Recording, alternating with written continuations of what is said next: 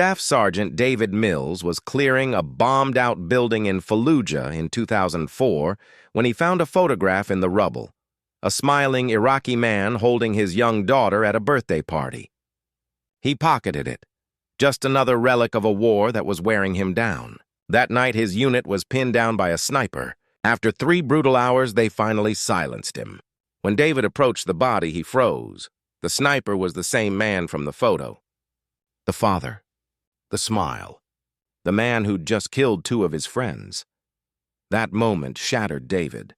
He kept the photograph for years, buried in a box, unable to look at it, unable to throw it away. He came home, but part of him stayed in Fallujah. His marriage fell apart. He drank. He worked just to keep busy. And still, that photo haunted him, the father and the little girl. What happened to her? 15 years later, in 2019, David was working construction in Detroit when a new interpreter joined the crew, a young Iraqi woman named Amira. Over lunch, they talked about the war from different sides. David, compelled by something deep inside, showed her the photograph. Amira went pale. "That's my father. That's me." The world stopped. The man David had fought, the man he'd killed, was her father. But Amira didn't turn away. She told David how her father had been a school teacher forced to fight by insurgents threatening his family. How he'd tried to miss on purpose. How she lost her mother soon after, grew up in an orphanage, and came to America searching for peace. They began meeting often. 2 people broken by the same war, bound by grief neither had chosen.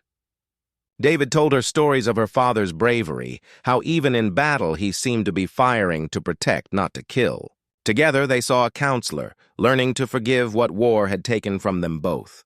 Amira forgave David, not because he deserved it, but because she needed to heal. Now, the photograph that once haunted David hangs framed in Amira's apartment, beside a picture of her and David's family at Thanksgiving. 2 lives once divided by war, now connected by forgiveness and understanding.